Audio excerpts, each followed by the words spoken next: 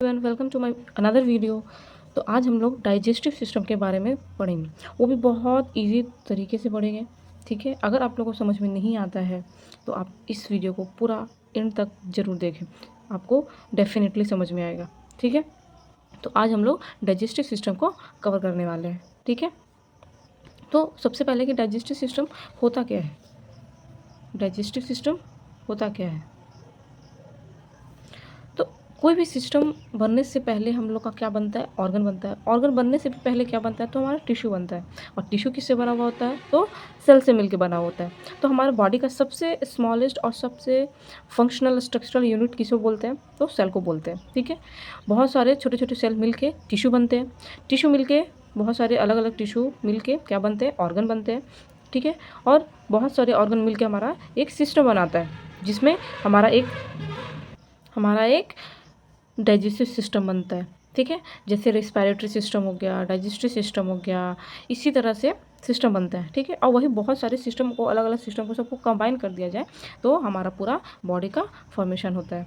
ठीक है, next digestive system में होता क्या है, तो डाइजेस्टिव सिस्टम में डाइजेशन होता है, मतलब ब्रेकडाउन ऑफ फूड। जो भी हम लोग खाना खाते हैं उसका क्या होता है, ब्रेकडाउन होता है। ठीक है, तो डाइजेस्टिव सिस्टम में ऑर्गन कौन कौन से इन्वॉल्व होते हैं, तो सबसे पहले माउथ, क्योंकि सबसे पहले हम लोग माउथ से ही स्टार्ट करते हैं। ठीक है, नेक्स्ट माउथ के बाद एसोफेगस में जाता है, उसके बाद स्टमक में जाता है, फिर लार्ज इंटेस्टाइन और सॉरी स्मॉल इंटेस्टाइन, फिर लार्ज इंटेस्टाइन। ठीक है, ये हमारे मेजर ऑर्गन्स है। ठीक है, अब यहाँ पे उन लोगों के साथ हेल्प कौन करता है, कुछ तो होंगे, सिर्फ पास होने से नहीं होगा ना। तो उनको मदद कौन कौन से करते हैं, तो असेसरी ऑर्गन में तुम्हारा क्या क्या आ जाएगा, लीवर जो उसकी सबसे लार्जेस्ट ग्लैंड है हम लोग का, फिर गॉल ब्लैडर, पैंक्रियास, साइलेबरी ग्लैंड, टंग और टीथ। ये सब क्या है, आपका एसेसरी ऑर्गन्स है। ठीक है, नेक्स्ट तो एक देख सकते हैं आप कि इस पार्ट के पास जहाँ पे हम लोग का माउथ का पाइप और विंड पाइप दोनों जहाँ पे मिलता है। अच्छा, जैसे कि हम लोग जो खाना वाना खाते हैं वो जैसे कभी कभी होता है हम लोग का विंड पाइप में चला जाता है खाना। ठीक है, तो वो ऐसे हम लोग नॉर्मली खाते हैं तब क्यों नहीं जाता है वो विंड पाइप में, तो उसमें हम लोग का क्या हेल्प करता है, तो एपिग्लॉटिस्ट हेल्प करता है कि खाना विंड पाइप में ना जाए, मतलब ट्रैकिया में ना जाए। ठीक है, अब हम लोग का जितना डाइजेस्टिव सिस्टम जो भी है वो सब एक लेयर से बना हुआ है, और वो लेयर किसको बोलते, क्या बोलते हैं, लेयर को जम लेयर बोलते हैं। ठीक है, जो पूरी बॉडी का डेवलपमेंट होता है वहीं से। ठीक है, तो वो जो लेयर है वो 3 तरह का लेयर है। ठीक है, सबसे पहले एक्टोडर्म लेयर जो कि आउटर लेयर होता है, सेकंड में होता है मेसोडर्म लेयर जो कि मिडिल का होता है, और थर्ड होता है इंडोडर्म जो इनर का होता है। ठीक है, तो एपिग्लॉटिस्ट सॉरी एक्टोडर्म लेयर जो है वो किस किस का बना हुआ है, तो जैसे स्किन है, आईज है, hair, nails, brain, spinal cord, adrenal gland का जो मेडुला पार्ट है वो सब किसका बना हुआ है, एक्टोडर्म लेयर का बना हुआ है। मेसोडर्म लेयर में मसल से याद करें, एम से मेसोडर्म लेयर जिसमें मसल वेसल है, जो कि वेसल में आर्टरी और वेंस आते हैं। ठीक है, तो जैसे cardiovascular system, reproductive system, excretory system और स्केलेटन सिस्टम। ठीक है, ये सब कहाँ किस में आते हैं, तो मेसोडर्म लेयर से मिलकर बना है। ठीक है, नेक्स्ट आता है इंडोडर्म लेयर। इंडोडर्म मतलब इनर, जैसे oesophagus, thyroid gland, respiratory system, digestive system, pancreas, liver, etc, ये सब जितने आते हैं वो सब इंडोडर्म लेयर से मिलके बना है। ठीक है, तो कोई क्वेश्चन था कि digestive system form from which और लेयर, तो एंडोडर्म। Got it. तो अब नेक्स्ट है कि why need of digestive system, हम लोग को डाइजेस्टिव सिस्टम की ज़रूरत क्या है। ठीक है, तो फॉर अ लाइफ, जिंदा रहने के लिए हम लोग को डाइजेस्टिव सिस्टम की बहुत ज़्यादा ज़रूरत है। मेजर में बात की जाए तो जैसे कि हम लोग को न्यूट्रिएंट्स जो चाहिए, ठीक है, न्यूट्रिएंट्स ले लेंगे, हम लोग खाना खा लेंगे, लेकिन वो डाइजेस्ट नहीं होगा, छोटे छोटे टुकड़े में टूटेगा नहीं, उससे एनर्जी निकलेगा नहीं, तो हमारे सेल्स तक पहुँचेगा नहीं, तो हम लोग कैसे जिंदा रहेंगे। ठीक है, तो मेजर जो कारण है वो है न्यूट्रिएंट्स और O2, दोनों से हम लोग को एनर्जी मिलती है। ठीक है, न्यूट्रिएंट्स से एनर्जी मिलता है, रिपेयर में हेल्प करता है, ग्रोथ में हेल्प करता है, और इम्यूनिटी भी स्ट्रॉन्ग करके रखता है। ठीक है, और फिर है O2 जो हम लोग ब्रीदिंग कर रहे हैं, उससे क्या होता है, ATP का फॉर्मेशन होता है, जिससे हम लोग को क्या मिलता है, एनर्जी मिलती है। ठीक है, माइनर कारण में तुम्हारा आ जाता है जैसे कि pH को मेंटेन करना, टेम्परेचर मेंटेन करना, वाटर, इलेक्ट्रोलाइट को सबको मेंटेन करना। ठीक है, तो ये सब जो चीज़ें हैं वो सब कहाँ से आ रहे हैं, तो हमारे न्यूट्रिएंट से ही आते हैं। ठीक है, मेंटेन कहाँ से होता है, तो वो डाइजेस्टिव सिस्टम की वजह से ही होते हैं। ठीक है, तो जो डाइजेस्टिव सिस्टम है डायरेक्टली किस पे डिपेंड होता है, तो न्यूट्रिएंट से डायरेक्टली रिलेटेड आता है। ठीक है, जो आईसीयू या सीयू के वेंटिलेटेड पेशेंट होते हैं, अगर वो सिर्फ क्या लेते हैं, O2 लेते हैं, लेकिन अगर वो फूड नहीं लेंगे तो क्या होगा, माल न्यूट्रिशन की वजह से उनका डेथ हो सकता है ना। तो इस वजह से खाना बहुत ज़्यादा ज़रूरी है। ये डायग्राम है, अगर ये डायग्राम आपको समझ में नहीं आ रही है तो मैं आपको दिखाती हूँ। ठीक है,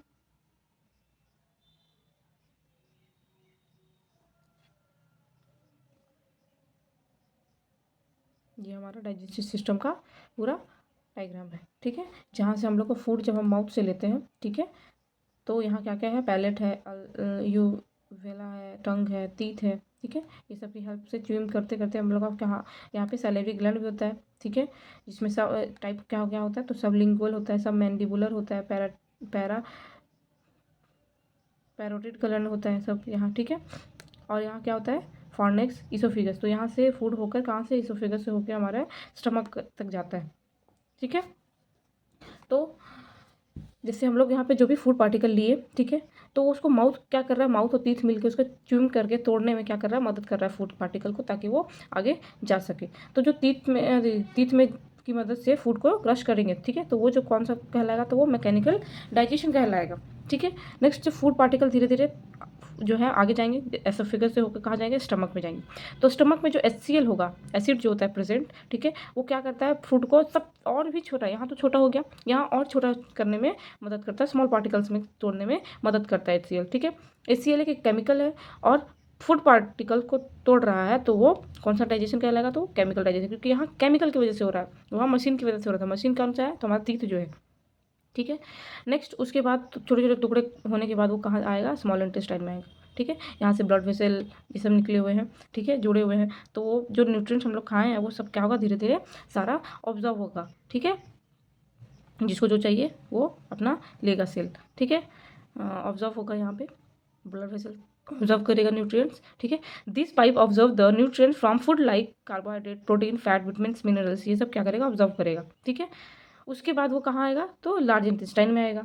ठीक है, लार्ज इंटेस्टाइन में आने के बाद वो फिर एनस से बाहर निकलना चाहेगा वेस्ट बन के। ठीक है, then after the waste food particles remove और एक्सक्रीट फ्रॉम एनस। ठीक है, अब यहाँ पे जो स्मॉल इंटेस्टाइन में आया था तो जितने भी न्यूट्रिएंट्स थे उसमें क्या क्या ऑब्जर्व कर लिया, तो ऑब्जर्व करने के बाद वो एक तरह से क्या बन गया, वेस्ट ही बन गया, कि उसमें से सारा जो न्यूट्रिशन था वो ले लिया गया है, तो वो वेस्ट बन गया। तो वेस्ट बनने के बाद जो अब वो वेस्ट है वो बॉडी में तो रहेगा नहीं, वो कहाँ निकलेगा, बाहर एक्सटर्नल इन्वायरमेंट में निकलेगा, तो वो एनएस के थ्रू बाहर निकल जाएगा।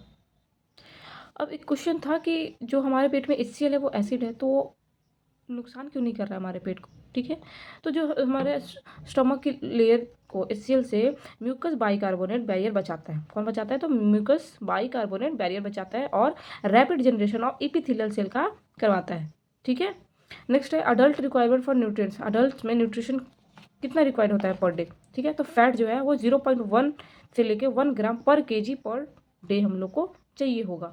प्रोटीन 0.8 से लेके 1.2 ग्राम पर kg पर डे, और कार्बोहाइड्रेट 225 से 325 ग्राम पर डे चाहिए। ठीक है, पर ग्राम एनर्जी कितना मिलेगा, तो फैट से हम लोग को 1 ग्राम फैट से 9 किलो कैलोरीज मिलती है, 1 ग्राम प्रोटीन से 4 किलो कैलोरीज मिलती है, 1 ग्राम कार्बोहाइड्रेट से 4 किलो कैलोरीज मिलती है। ठीक है, हम लोग को अल्कोहल से भी एनर्जी मिलती है। 1 ग्राम अगर अल्कोहल लेते हैं तो हम लोग को 7 किलो कैलोरीज मिलती है, बट ये न्यूट्रिशन नहीं है, लेकिन ये एनर्जी देता है। ठीक है, food breakdown, absorption of nutrients and removal of waste completed by a process is called digestive process. जैसे खाना लेने से माउथ में लेने के बाद धीरे धीरे टूट के वो हम लोग को बॉडी में एसोफेगस से होके स्टमक में जाता है, वहाँ ऑब्जॉर्व होता है, टूटता है, फिर स्मॉल इंटेस्टाइन में जाके लार्ज इंटेस्टाइन से होकर बाहर निकलता है। तो एक तरह का जो प्रोसेस हो रहा है उसको हम लोग डाइजेस्टिव प्रोसेस कहते हैं। ठीक है, अब ये डाइजेस्टिव प्रोसेस को हम लोग कैटेगरी में बांटे हैं। तो सबसे पहला है इंजेशन। ठीक है, क्या है, इंजेशन है। इंजेशन का मतलब कि हम लोग को माउथ में जो भी खाना हम लोग हाथ से प्लेट से लेके हाथ से लेके अपना माउथ में रखते हैं, तो वहाँ माउथ तक रखने का जो प्रोसेस होता है वही उसको ही इंजेशन बोलते हैं। ठीक है, टेकिंग फूड और लिक्विड इनटू माउथ, कुछ भी ले रहे हैं तो। ठीक है, इसी को ईटिंग भी बोलते हैं, खाने का प्रोसेस को। ठीक है, नेक्स्ट आता है खाना तो खा लिया, अब क्या होगा, डाइजेशन होगा, मतलब कि breakdown of food by mechanical और chemical process into smaller pieces. मतलब कि अब माउथ में टूटेगा, टीथ की मदद से, जिसको केमिकल बोलेंगे, केमिकल प्रोसेस बोलेंगे, जिसमें कहाँ कटिंग और चर्निंग होगा। उसके बाद स्टमक में जाने के बाद वो HCl की मदद से, मतलब केमिकल प्रोसेस से क्या होगा, वहाँ पे भी ब्रेकडाउन होगा और भी छोटे छोटे टुकड़े में टूटेंगे। ठीक है, अब टूट जाएंगे, उसके बाद क्या होगा कि ऑब्जॉर्व होगा।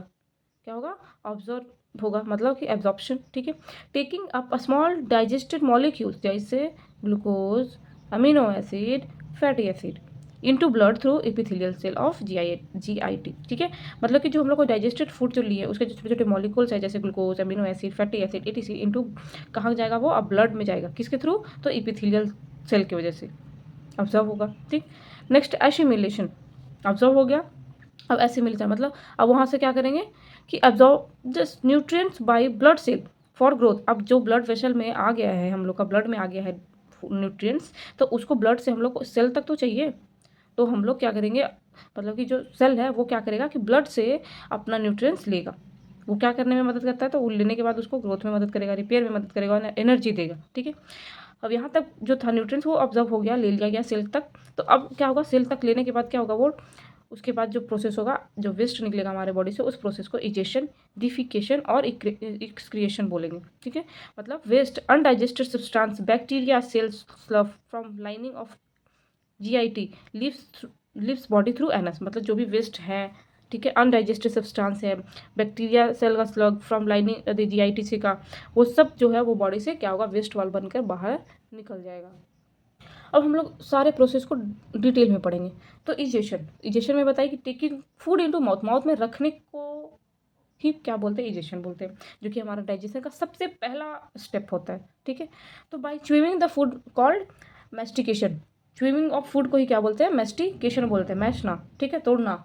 In mouth food mix with saliva called soft food, जब वो फूड पार्टिकल उसको तोड़ के वो सलाइवा के साथ मिल जाएगा तो क्या हो जाएगा, थोड़ा सॉफ्ट हो जाएगा, जो एसोफेगस के थ्रू आराम से जा सके, तो उसको क्या बोलते हैं, सॉफ्ट फूड।